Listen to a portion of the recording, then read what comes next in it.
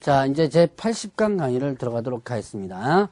자, 이번 강의에서는 주택임대차보호법, 이것도 여러분들이 민법에서, 특별법에서 배웠던 부분이었죠. 자, 주택임대차보호법에서 이제 내용을 한번 살펴보겠는데요. 자, 주택임대차보호법 적용 범위가 있습니다. 적용 범위는, 자, 주거용 건물의 전부 또는 일부의 임대차에 대해서 관해 적용한다. 주거용 건물에 있어서 전부 또는 일부라는데, 자, 일부라고 하는 부분은요, 자, 주거용이 전체적으로 사용하는 부분에서 일부가 주거 외의 목적으로 사용해도 일단은 적용이 된다 이렇게 합니다. 근데 일부는 아주 조그만 일부가 아니라 전체가 주거용으로 사용하고 있는데 그 일부, 아주 조그만 일부가 다른 용도로 사용될 때 그것도 적용된다라고 볼 수 있는 거예요. 자, 그러면 임차주택의 일부가 주거 외의 목적으로 사용되는 경우에도 적용되는 부분이고요. 자, 그러면 이때 국민주택기금을 재원으로 하여 저소득층의 무주택자에게 주거생활의 안정을 목적으로 전세 임대주택을 지원하는 법인 있죠. 자, 이때 토지주택공사와 지방공사도 적용됩니다. 자, 여러분들이 이런 그 법인들, 여러분들 뭐 가장 대표적으로 SH공사, 서울 공사 있죠? 이런 SH공사라든가 이런 그 지방공사들이 있습니다. 그런 지방공사들, 임대아파트 운영하죠? 자, 그런 공사들도 마찬가지로 적용하고요. 자, 그 다음에 또 이런 게 있어요. 지방공사, 토지주택공사와 관련된 부분에서 보면 이 법인들이 토지주택공사나 지방공사 같은 경우는 이 저소득층에 대한 전세 임대주택을 지원한다. 이렇게 됐습니다. 이게 뭐냐면 여러분들이 저기 텔레비전에 요즘도 나오는 것 같은데요. 동행이라는 프로그램이 있을 거예요. 거기 보면 집이 없어가지고 거의 쫓겨나다시피 하는 그런 부분이 이제 방송에 한번 나오죠. 그러면 이 사람들에게 아주 저렴하게 그 전세 임대주택을 어떤 공사가 이제 알선해 주는 거예요.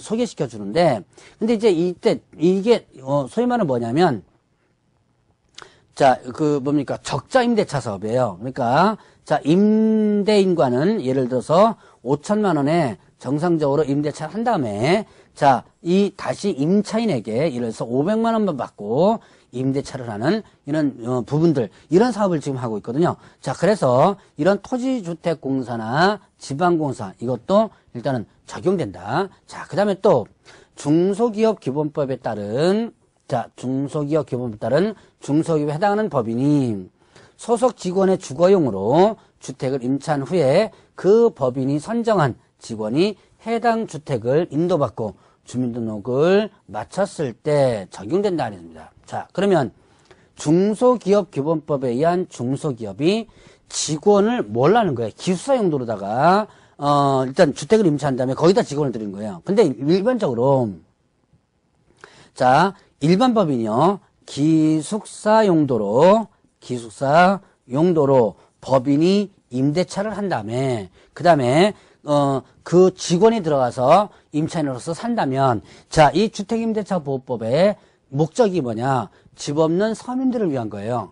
그런데 법인이, 회사가 기숙사 용도로 일단은 집을 임대차해가지고 거기서 직원이 살고 있다. 그거는 법인이라고 한다면 어떻게 돼요? 일반 회사는 집 없는 서민이 아니죠. 그렇기 때문에 자, 이거는 적용되지 않았었어요. 그런데 중소기업 같은 경우는 기숙사를 짓지 못하는 거죠.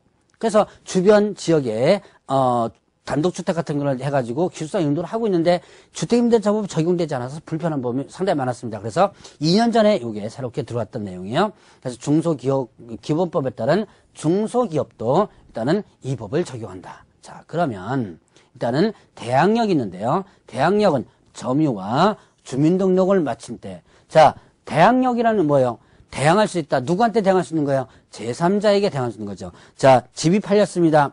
자, 집이 팔렸으면 새로운 집주인이 나오죠. 새로운 집주인이 어떻게 한 거예요? 야, 내가 이제 새로운 집주인이니까 너 나가라. 라고 할 수 있겠죠? 바로 그때 나는 못 나가겠다라고 정당하게 대항할 수 있는 것이 바로 대항력이라는 거죠. 자, 그러면 이때 대항력은 점유와 주민등록. 자, 인도죠, 인도와 주민등록을 마친 때 다음날 0시부터 이렇게 대항력이 발생하게 됩니다. 이건 인도 점유와 주민등록은 이건 뭐예요? 하나의 대항 요건입니다.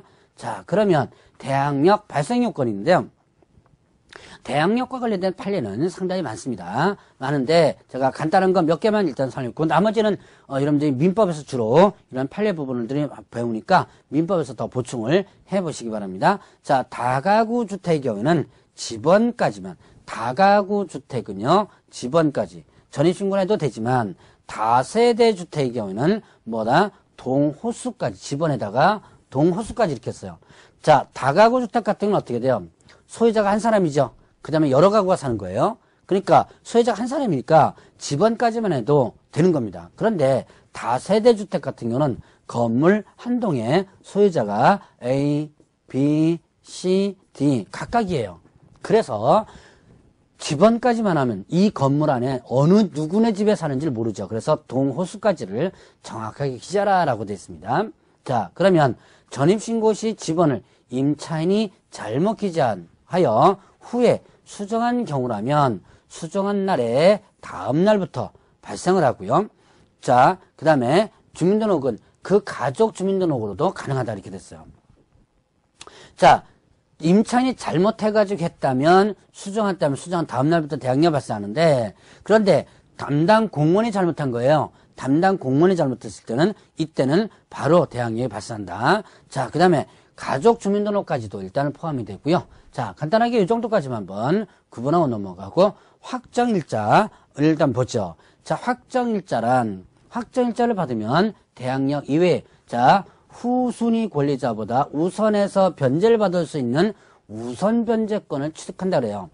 확정일자를 받는다. 그럼 나 외 내가 자, 확정일자를 이거는 결국은 어떻게 된다? 순위가 어떻게 된 거예요? 확정되는 능력을 갖죠. 그래서 나보다 뒷순위보다 먼저 변제를 받는 경매나 공매 시에 먼저 변제받는 우선 변제권을 만들어주는 거예요. 변제라는 게 나눠주는 거죠. 나눠주는 건데 자, 집이 팔리면 경매로 그 대금에서 권리자에게 이렇게 나눠주게 되거든요. 그 나눠주는데 거기에서 순위대로 나눠주는 거예요. 그 순위가 발생되는 거죠.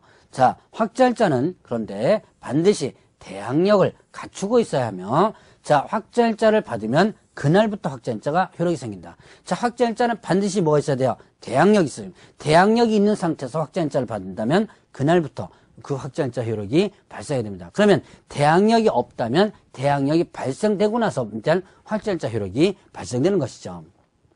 자, 그러면 확정일자 받는 것은 확정일자는 주택의 소재지 읍면동사무소라든가 동읍면사무소, 동사무소, 주민센터 이거죠. 그 다음에 또 특별시 자치도는 일단 포함되고요. 그 다음에 군구 출장소 있습니다. 그 다음에 지방법원이라든가 그 다음에 지원과 등기소, 공증인. 자, 확정일자 받는 곳이 여러 곳이에요. 자, 이런 데서 동사무소라든가 그 다음에 또 뭡니까 시군구 그리고 또 법원, 지방법원, 지원 그 다음에 등기소